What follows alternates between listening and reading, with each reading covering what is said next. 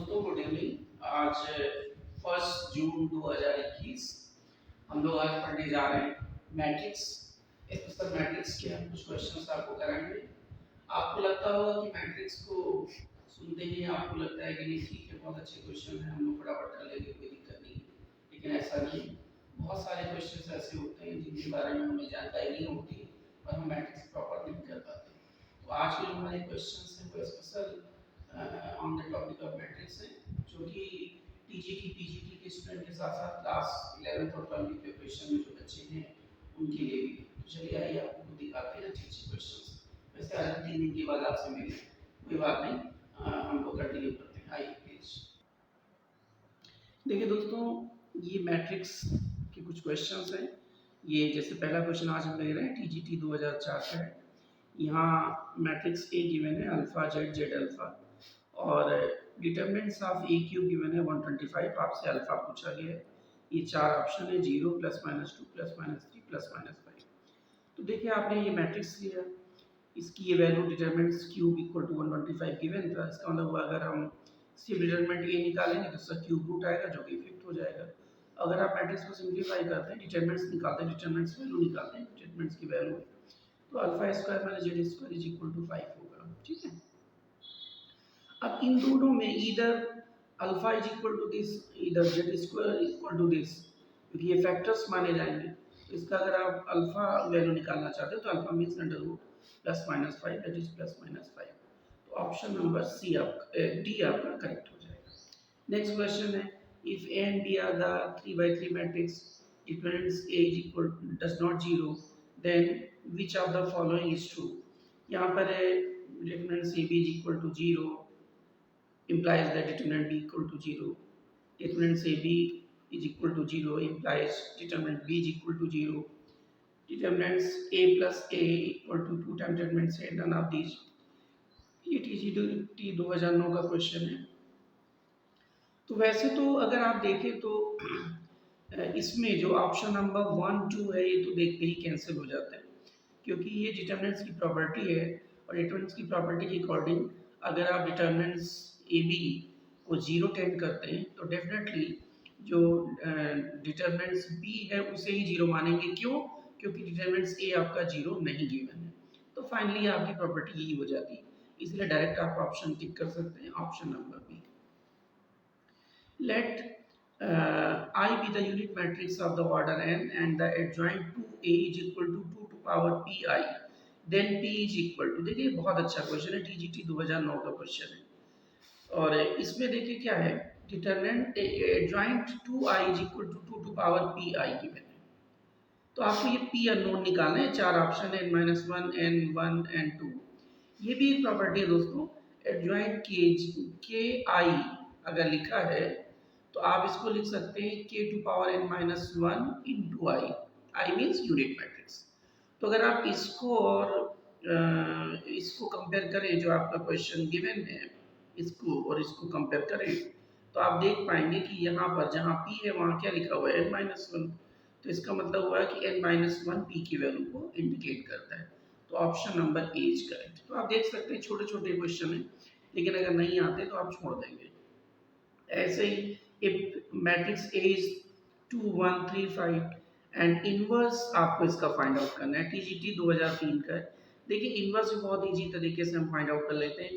वैसे तो सबसे पहले ये होता है इसकी हम एक मैट्रिक्स बनाए जो कोफैक्टर से बनती है, फिर कोफैक्टर्स के बाद में उसका ट्रांसपोज करें तब एडजॉइंट आता है। लेकिन 2 by 2 अगर कोई मैट्रिक्स गिवन है तो उसमें एडजॉइंट डायरेक्ट निकालना पॉसिबल है। कैसे निकालते हैं, आप ये जो डायगोनल एलिमेंट है इनको चेंज कर दें और जो दूसरे डायगोनल के एलिमेंट है उनके साइन चेंज कर दें। जैसे ही आप ऐसा करेंगे एडजॉइंट आ जाएगा। एडजॉइंट आ गया, इसकी डिटरमिनेंट्स वैल्यू निकाल दो। ठीक है, जैसे यहाँ हमने निकाला तो 7 आ गया। और फिर आपको मालूम है कि आप कैसे निकालते हैं, आपको मालूम है ये वाला फॉर्मूला है, A inverse is equal to adjoint A divided by mod A. इसमें रख दीजिए, ये आपका ऑप्शन आ जाएगा। तो यहाँ पर जैसे आपने सो, ये मैंने ऑप्शन नहीं दिए हैं लेकिन यही आपका करेक्ट ऑप्शन था, ये वाला आपका आंसर आ जाएगा। ठीक है, आइए नेक्स्ट क्वेश्चन। ये क्वेश्चन नंबर 5 है। यहाँ पर भी एक आपको मैट्रिक्स गिवन है जिसको ए बोला गया। इन्होंने कहा कि इसकी टेस्ट करो कि निलपोटेंट है कि एडेम्पोटेंट है, स्केलर है या नन ऑफ दीज। देखिए मैं आपको यहाँ चारों ऑप्शन बता देता हूँ। नन ऑफ दीज का तो कोई कंडीशन नहीं, लेकिन निलपोटेंट की कंडीशन ये होती है कि अगर आप किसी मैट्रिक्स को उसी मैट्रिक्स से मल्टीप्लाई कर रहे हैं तो वो मैट्रिक्स नील हो जानी चाहिए, जीरो आ जानी चाहिए, तो वो निलपोटेंट है। इडेम्पोटेंट का मतलब आप उसी को उसी से मल्टीप्लाई करने पर वही मैट्रिक्स मिल जाए। और स्केलर का मतलब होता है अगर आप मल्टीप्लाई करते हैं और डायगोनल एलिमेंट में ही सिर्फ स्केलर फाइंड आउट हो, स्केलर फाइंड आउट हो, ना कि वन, अदर देन वन, और बाकी सारे नॉन जीरो एलिमेंट्स हो, ये नॉन जीरो एलिमेंट हो, तो ये तीनों कंडीशन इम्पोर्टेंट इम्पोर्टेंट स्केलर को इंडिकेट करती हैं। और इसके बिहाफ पे अगर आप इसको चेक करेंगे तो ये आपका ऑप्शन नंबर ए यानी निलपोटेंट प्रूफ करेगा। आप करके देख लें, ए डॉट ए स्क्वायर आएगा जो कि जीरो जीरो के बराबर हो जाएगा, नील हो जाएगा, अपने आप कैंसिल हो जाएगा उसकी वैल्यू अगर आप फाइंड आउट करते हैं। चलिए यहाँ नेक्स्ट क्वेश्चन में आते हैं, इसलिए करेक्ट ऑप्शन यहाँ पर है हमारा ए। ये भी आपका टीजीटी पीजीटी में पूछा गया क्वेश्चन है। If the matrix A is 3 1 minus 1 2 then the Cayley-Hamilton theorem the value of a square minus 5 plus 7 is equal to 0। देखिए ये जो गिवन है क्वेश्चन में, ये कंडीशन ही केले हैमिल्टन है। तो केली हैमिल्टन ने खुद ही कहा था कि अगर आप कोई भी मैट्रिक्स लेते हैं जो आपकी 2x2 ऑर्डर या स्क्वायर मैट्रिक्स हो, तो उसके उसके बीच में ये रिलेशन होता है, ठीक है। तो डायरेक्टली अगर देखा जाए तो आंसर आपका आ चुका है, आंसर है जीरो, क्योंकि इसको सॉल्व करने पर जीरो आएगा, उन्होंने खुद ही कर दिया। तो ऑप्शन नंबर बी आप करेक्ट कर सकते हैं। For what value of lambda the equation x plus y plus z is equal to 1, x plus 2y plus 4z equal to lambda square, x plus 4y plus 10z equal to lambda square have a common solution। तो ये option है lambda 0, lambda 10, lambda 0 and lambda 10, lambda 1 and lambda minus 1। ये BGT 2002 का है। तो आप क्या करते हैं, इसमें आप एक मैट्रिक्स इस तरीके से लिखते हैं 1:λ मैट्रिक्स।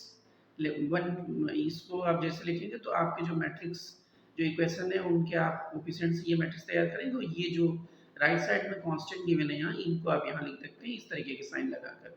और फिर इसमें कोशिश करते हैं कि किसी एक रो के तीनों एलिमेंट आपकी जीरो हो जाएं, जो आपकी पेरेंट्स मैट्रिक्स है यानी इस वाले की।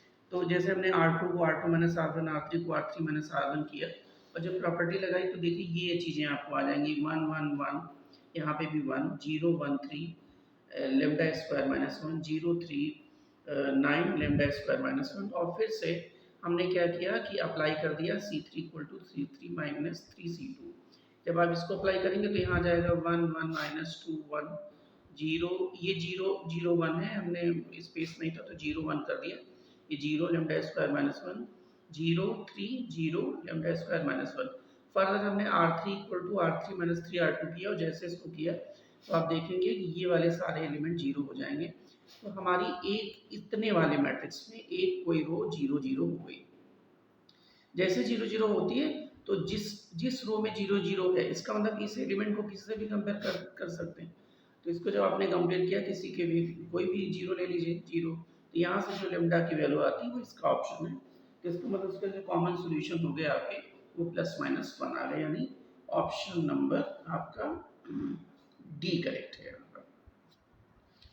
फिर देखिए यहाँ क्या है, from the matrix equation A B equal to A C we conclude that B equal to C if mod of A does equal to 0, mod of A does not equal to 0, A is symmetric, A is square। ये TGT 2011 का question है। ये भी normal condition है। Generally हम क्या करते हैं कि जैसे हमने देखा AB इक्वल टू AC, हम कैंसिलेशन लॉ को फॉलो कर लेते हैं और कहते हैं हाँ B इक्वल टू C, ठीक है। लेकिन एक्चुअल में क्या है कि यहाँ पर थोड़ा सा हमें देखना होगा कि ऐसा ऑलवेज पॉसिबल नहीं है, क्योंकि देखिए यहाँ पर हमने क्या किया, यहाँ हमने देखा कि भाई AB equal to AC given था, इसका कंक्लूजन हम ये निकाल रहे हैं कि B इक्वल टू C, यानी हम A को डायरेक्ट काट दें। तो ऐसा इसलिए भी है क्योंकि देखिए कोई भी, वैसे तो यहाँ करेक्ट ऑप्शन आपका determinants of A does not equal to 0 है, क्योंकि अगर आप कोई भी दो मैट्रिक्स मल्टीप्लाई कर रहे हैं तो आपको ये ध्यान देना होगा कि उसकी डिटरमिनेंट्स वैल्यू कहीं जीरो तो नहीं आ रही। अगर जीरो आ रही तो फिर वो इक्वल नहीं हो सकते। इसीलिए इसकी यहाँ पर जो डिटरमिनेंट्स के फॉर्म में ही देखिए आंसर गिवन है, ये जीरो हो या नॉट जीरो हो या सिमेट्रिक हो, ये सब गिवन है। तो यहाँ पर ऑप्शन आपका ये है determinants A does not zero, तो इसलिए आप इसको ऑप्शन नंबर बी को टिक कर सकते हैं, ठीक है। क्योंकि अगर सिमेट्रिक होगा तो ए डैश की वैल्यू ए आनी चाहिए, अगर वो स्क्यू सिमेट्रिक होगा तो ए डैश की वैल्यू माइनस ए आनी चाहिए, ठीक है। तो वो कंडीशन तो यहाँ होल्ड करती नहीं। ये बहुत अच्छा क्वेश्चन है। If x is equal to x y z z w then adjoint of adjoint a निकालना है। तो आपको भी मैंने पीछे भी बताया कि adjoint a कैसे निकालते हैं। आप डायरेक्ट कर सकते हैं, आप इनको एक्सचेंज करते हैं और इनके साइन बदल देते हैं। तो देखिए अगर आप adjoint a निकालेंगे तो ये आएगा, एक्सचेंज हो गया, इन दोनों के साइन बदल गए, ठीक है। अब अगर आप फर्दर इसका एडजॉइंट लेना चाहते हो तो फिर से उसको रिवर्स कर दीजिए, फिर ये देखिए एक्सचेंज हो गया, इन दोनों में फिर साइन बदल, तो ऑप्शन आपका करेक्ट आ गया। ऑप्शन आपका कौन है? A correct.